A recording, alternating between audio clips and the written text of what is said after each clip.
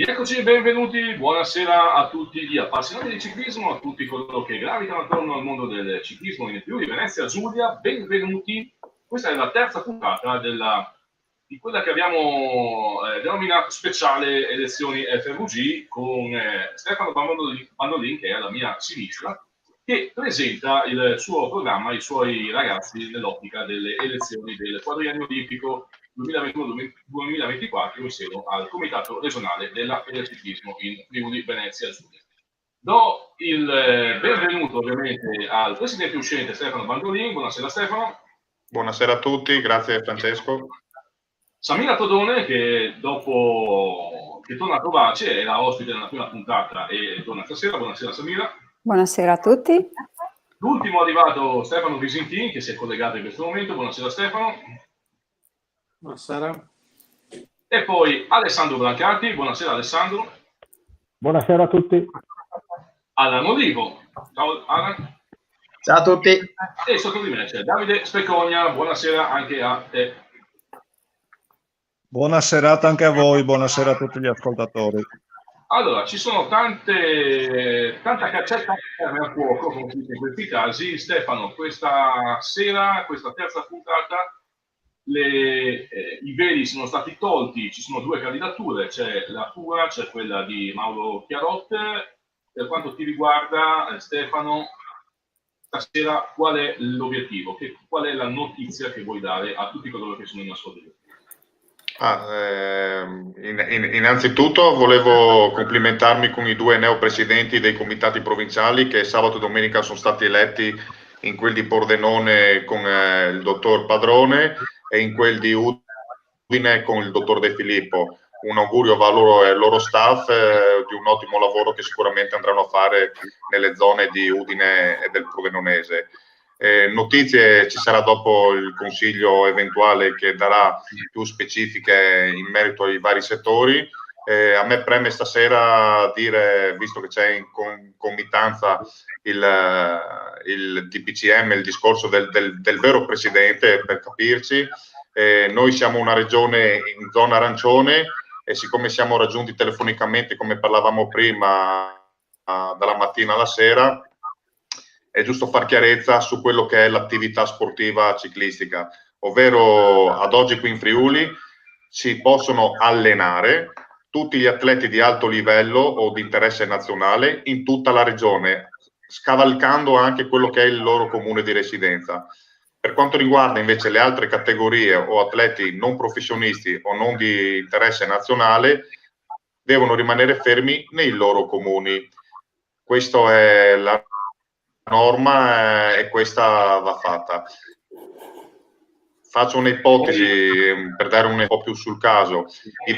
I velodromi in questo momento sono fermi, ma chi dovesse ad esempio allenarsi nella pista di BMX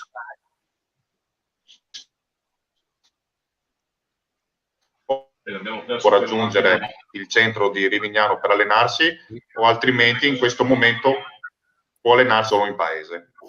A proposito, hai citato BMX, apro una parentesi per fare i complimenti ai tre ragazzi della 48R BMX Team che sono stati convocati alla raduno nazionale a Padova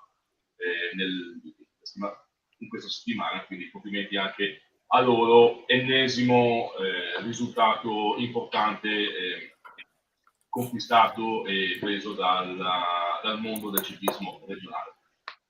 Stefano, io direi che siccome c'è Samira tra di noi e Noblesse Oblige e anche per dovere di cavalleria, possiamo cominciare da Samira, anche perché Samira, tu hai una competenza specifica e andrai proprio a lavorare, come dicevamo nella prima puntata, con il progetto delle guide turistiche, per cui lo spazio e questa piattaforma adesso è tutta per te.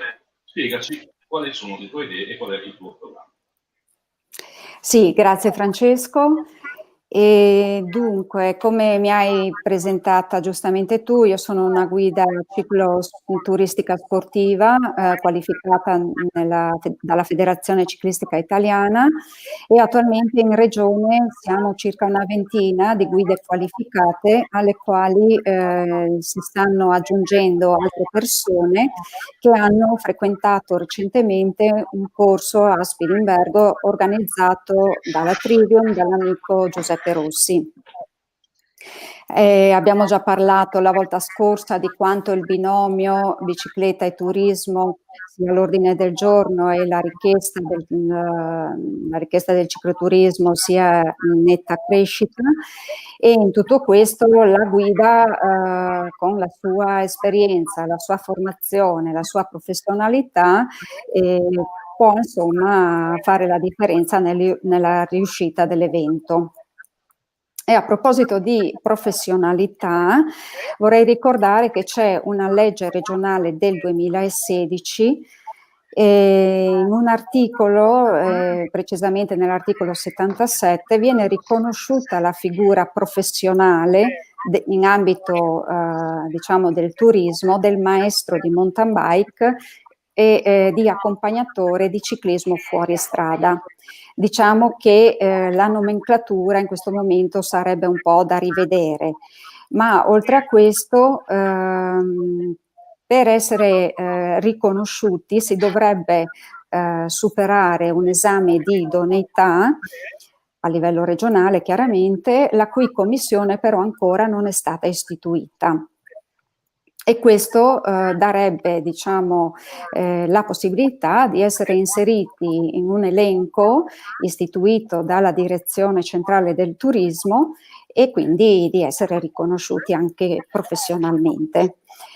E so per certo che questo è un punto del programma importante di Stefano e di tutto il gruppo qui presente stasera, e io diciamo mi rendo disponibile a svilupparlo e a diciamo instaurare una comunicazione con la regione, il comitato regionale della federazione. Bene, già, grazie Samira e Stefano, direi già Stefano Bandolino, già un buon punto di partenza, già molto concreta questa disponibilità da parte di Samira, ci sarà da lavorare parecchio. Ma sicuramente Samira era stata invitata 2 mesi fa, come ti avevo già detto altre volte, è sicuramente il fiore all'occhiello in questo settore e siamo ben con carico di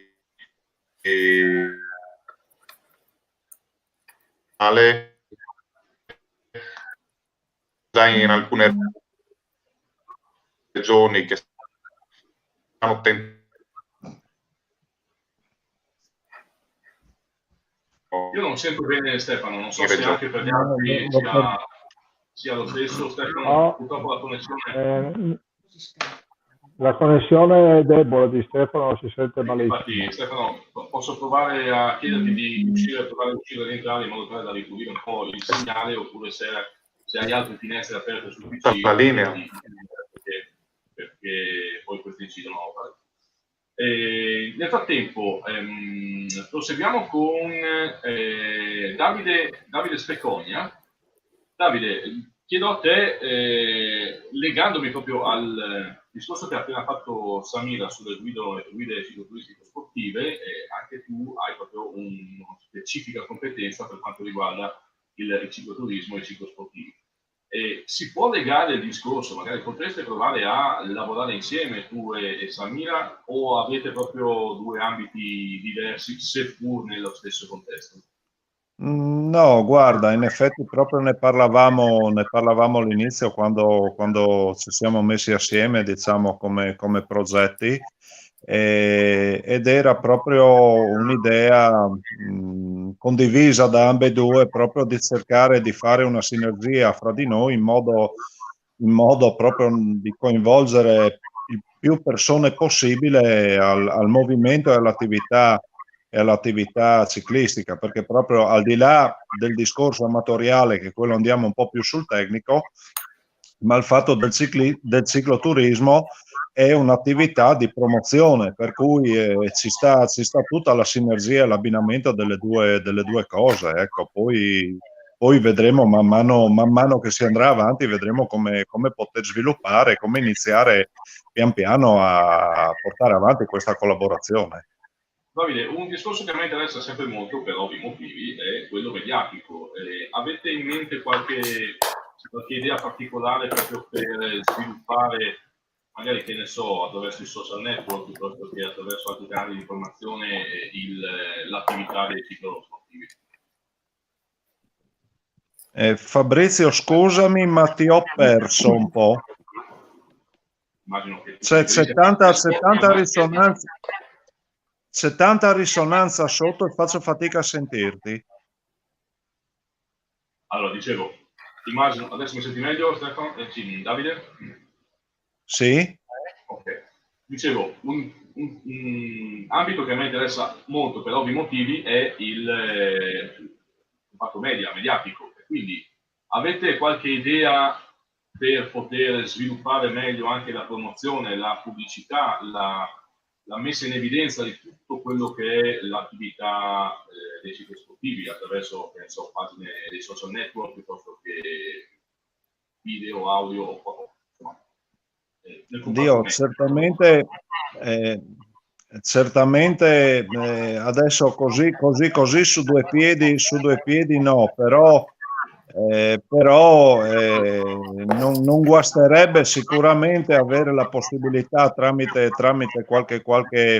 qualche canale di poter avere una maggior visibilità su quello che stiamo facendo come attività, anche perché devo dire che non me ne voglia la carta stampata, ma siamo guardati come gli ultimi della situazione.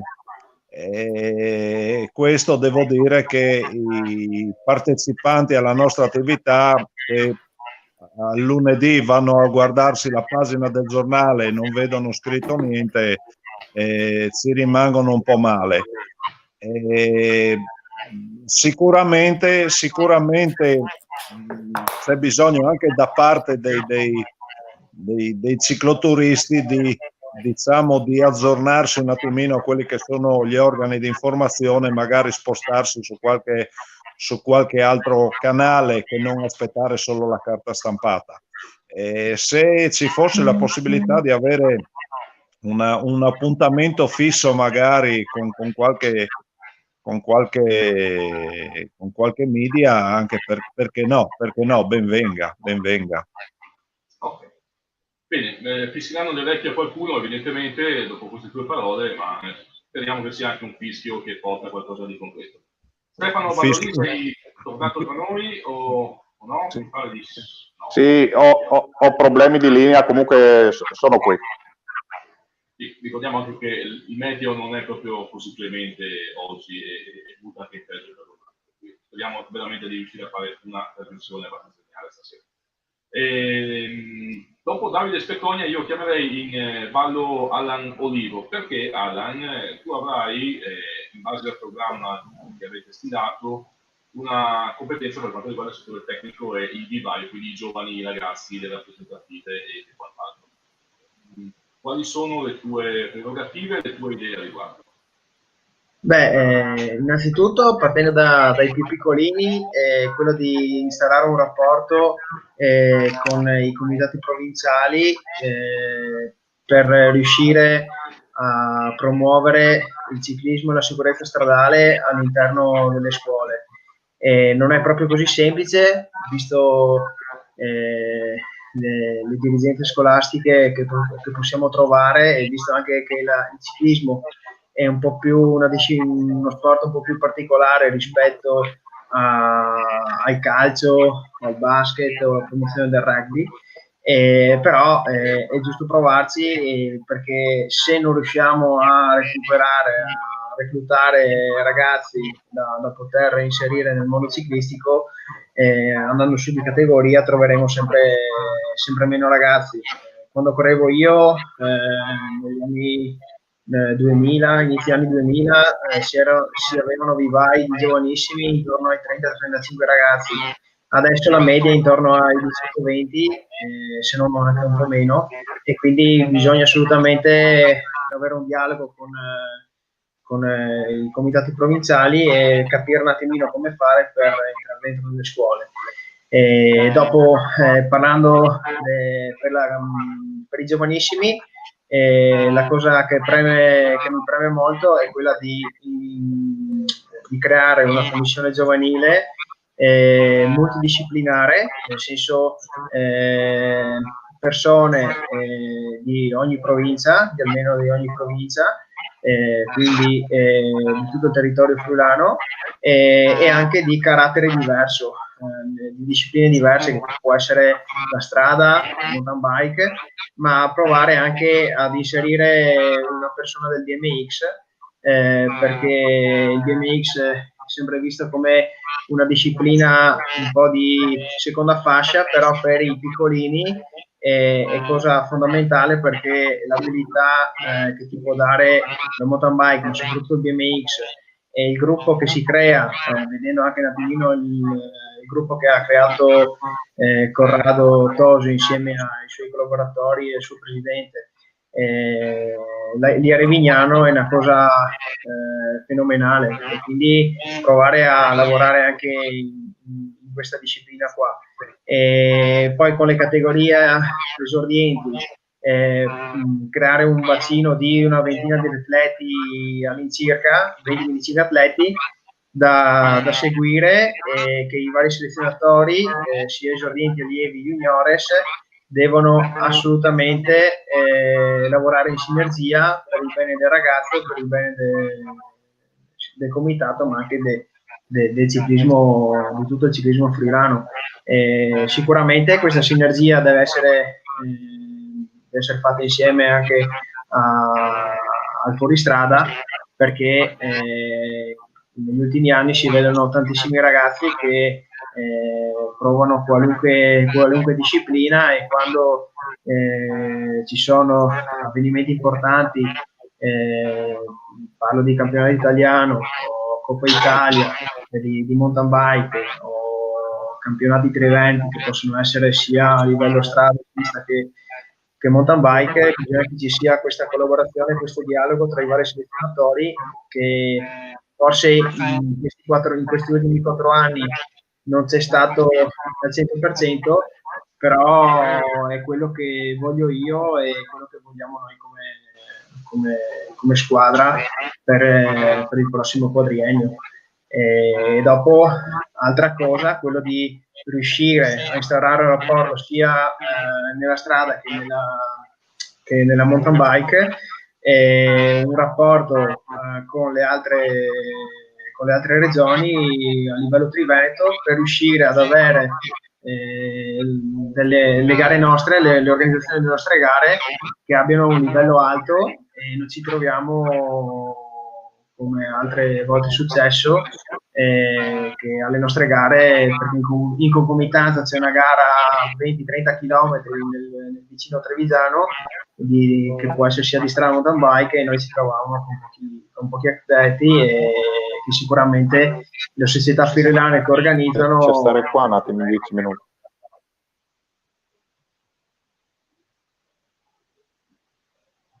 Diciamo che questo è quanto. C'è stato un intervento a gamba tesa di Stefano Mandolini. Scusa.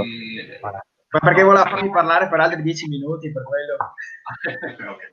No, questo è stato molto, molto interessante, soprattutto Alan, direi che sarà il caso anche di tornare su questo argomento della anche eventuale concomitanza o collaborazione con altri eventi, perché l'unificazione, l'armonizzazione dei calendari delle attività credo che sia un dettaglio abbastanza fondamentale da curare, vero? È anche abbastanza complicato, perché non è proprio così semplice, perché noi rispetto al Veneto siamo una regione un po' più piccolina, però come organizziamo noi le gare ce ne sono tante di livello superiore rispetto a loro, solamente che bisogna riuscire ad avere un dialogo costruttivo con le altre regioni limitrofe. Chiarissimo. Alessandro Brancati, tocca a te. Combine off-road, ci sono novità, perché adesso ricomincia anche l'attività del ciclocross, c'è qualche novità, Mago, o si guarda già al 2021? Buonasera a tutti innanzitutto. Sì, questo weekend fortunatamente riprende il ciclocross ad Annales, che non è novità. Annales è famosa per la gara di mountain bike in tutta Europa, con un percorso veramente difficile e tosto, e quest'anno hanno proposto questa novità del ciclocross, che sicuramente si correrà sulla neve, visto le abbondanti nevicate di ieri e di oggi da quelle parti, e farà freddo, immagino. E poi chi non lo sapesse, è una località dell'Alto Adige, perché diamo anche qualche informazione geografica. Scusa, Nales, sul Bolzano, praticamente a metà strada tra Bolzano e verso lo Stelvio, praticamente. Merano. E questa qua diciamo la novità. Dopo, volendo, domenica c'è un'altra gara ad Ancona. E poi sì, col ciclocross si sta andando un po' così a vista. Oggi è arrivata la notizia che il Giro d'Italia il prossimo weekend avrà fatto a Frosinone, in provincia di Frosinone. Poi nel Triveneto appunto si naviga un po' così a vista, è saltata Oderzo, sperando di poterla recuperare. La gara di Ala presumo che verrà rimandata al prossimo anno, secondo quello che mi dico Ala. Comunque speriamo bene di arrivare alla fine di gennaio per poter fare gli italiani che quest'anno saranno a Lecce, in fondo all'Italia, come nel 2015 che erano a pezzi di grezza. Di altro niente, si sta piano piano definendo il calendario della mountain bike del prossimo anno, sperando che possa andare tutto a buon fine senza i problemi del Covid, sia organizzativo, partecipazione, tutto quanto. Ricordo che, insomma, che qua in regione, adesso come adesso, avremo 2 gare internazionali, la Tiliment, che è una gara ormai affermata a livello europeo, una gara internazionale di gran fondo, con due percorsi, uno più lungo e uno più corto. Poi avremo la novità che doveva essere già quest'anno, che poi dopo per questioni di Covid non è andata, e avremo la gara di Caneva, una gara sempre internazionale, e poi avremo la nostra gara a fine agosto, che è una gara nazionale per esordienti allievi, come ho già detto più volte, è valevole per il campionato società italiano, che si presume di solito hanno grandi numeri di partecipazione, perché ricordiamo che il settore giovanile degli esordienti allievi è molto molto frequentato, è molto tenuto in considerazione. Poi, cosa dire? Parlando in giro, cambiando un attimino il discorso, c'è voglia, così parlando con gente, di vedere di poter organizzare delle gare di gravel, che è anche la nuova frontiera, è una via di mezzo tra la bici a strada, il ciclocross, però di poterlo fare magari durante il periodo estivo, con non sia una gara di mountain bike ma neanche una gara di ciclocross, ma trovare un sistema. Adesso non so se Lignano parlava di fare, parlando così con quelli di Lignano, volevano fare qualche roba di notturno, si può magari inserire qualcosa del genere. E poi un'altra cosa che è venuta fuori, così parlando in generale, cercare di pubblicizzare molto di più le gare regionali a livello network, social, e anche coinvolgendo, mi è stato detto anche così, coinvolgendo anche proprio i negozi di chi vendono biciclette, perché chiaramente nei negozi c'è sempre un grosso afflusso di corridori, specialmente master, che magari non non riescono a sapere, sembra strano perché i master sono sempre quelli che sanno più di tutti magari, comunque insomma si può studiare anche qualcosa di questo genere qua nel futuro. E chiaramente dopo il settore giovanile con le varie junior bike e junior cross che spero che verranno fatte il prossimo anno.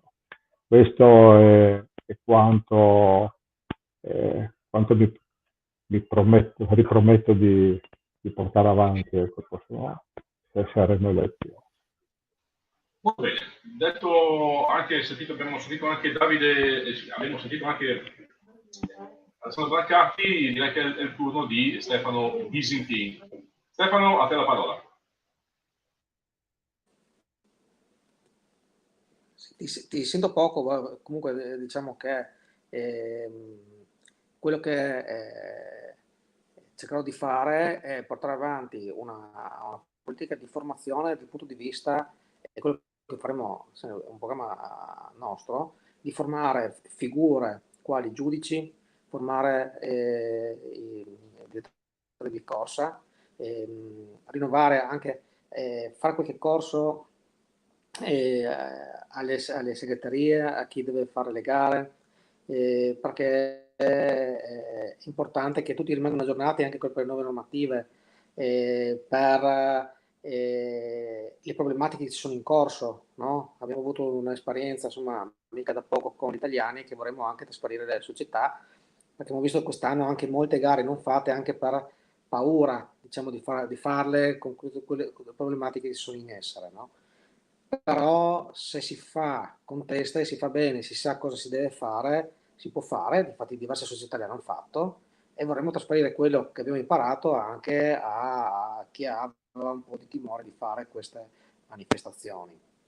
Oltre a questo lavoreremo per far sì che fare una gara sia più semplice, quindi formando queste figure sarà più facile anche per la società trovare chi darà una mano alle società a farle, formando le persone in maniera corretta, quindi molte problematiche che sono in essere per quanto riguarda l'organizzazione, tutto, saranno più semplici, almeno quello che cercheremo di fare, e cercheremo anche di, in qualche modo, abbiamo già delle idee in mente per riuscire a far risparmiare qualche soldino alle società, no?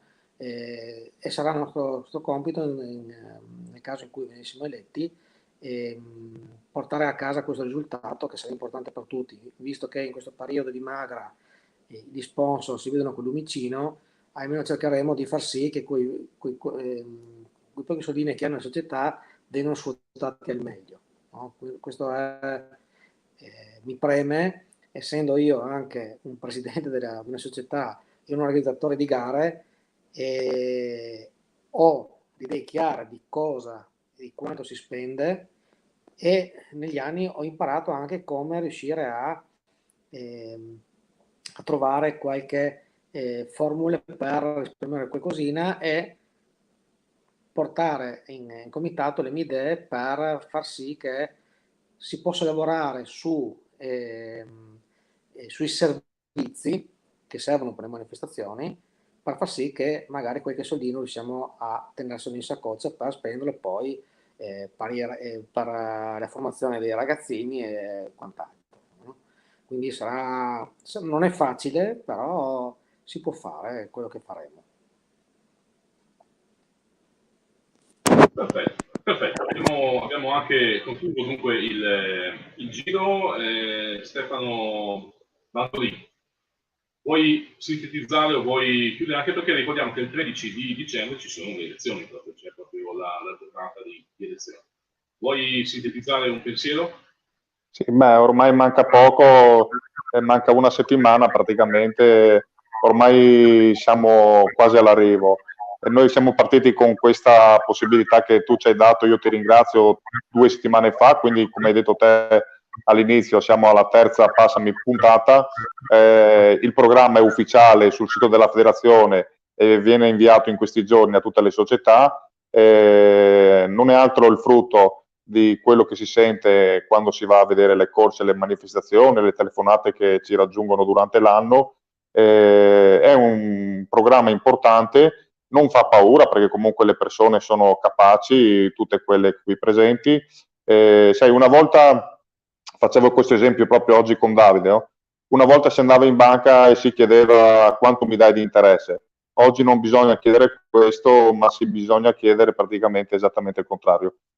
Cosa sono le società disposte a dare? Le società devono essere disposte a darci la fiducia, perché comunque siamo 5 persone leali, trasparenti e che lavoreremo sicuramente per il bene del Friuli Venezia Giulia, da Trieste a Pordenone, passando per Gorizia e Udine. Quindi io per la terza volta sono a chiedere veramente il voto per tutto il gruppo, perché la mancanza di uno di questi vorrebbe dire disfare una collana di perle.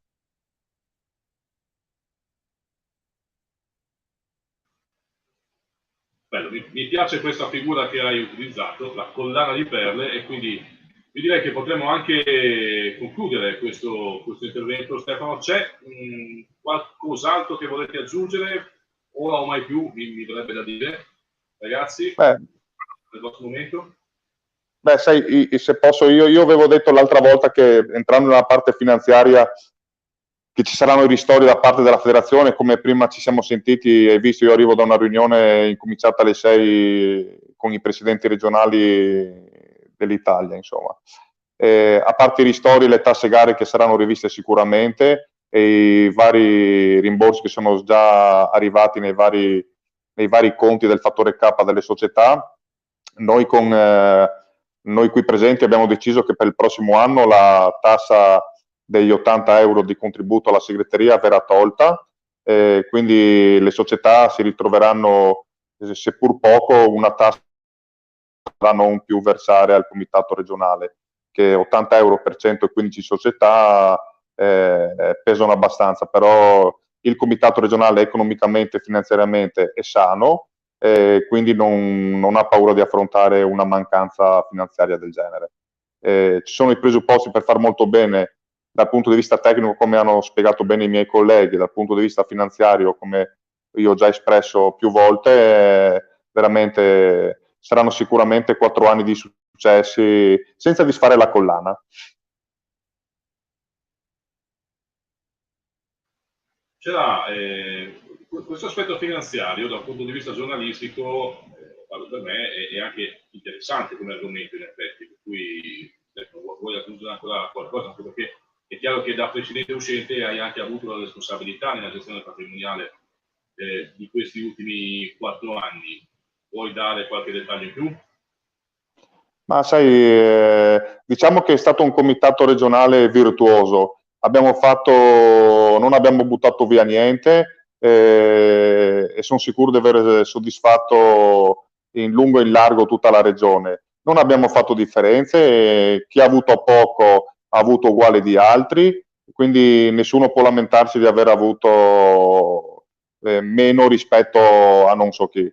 Io dico sempre, se sulla pentola bisogna mangiare in 10, bisogna far sì che la parte sia uguale per tutti, ovviamente tenendo presente e conto quello che ognuno apporta poi al movimento ciclistico, e non si può dare così a pioggia a prescindere perché da una parte c'è un po' di più sole o da una parte ci sono le nuvole e fanno la pioggia, quindi bisogna essere uguali con tutti quanti. Perfetto, allora, grazie a Stefano. Samira, come sempre è stato un piacere, in bocca al lupo per le elezioni del 13 di dicembre.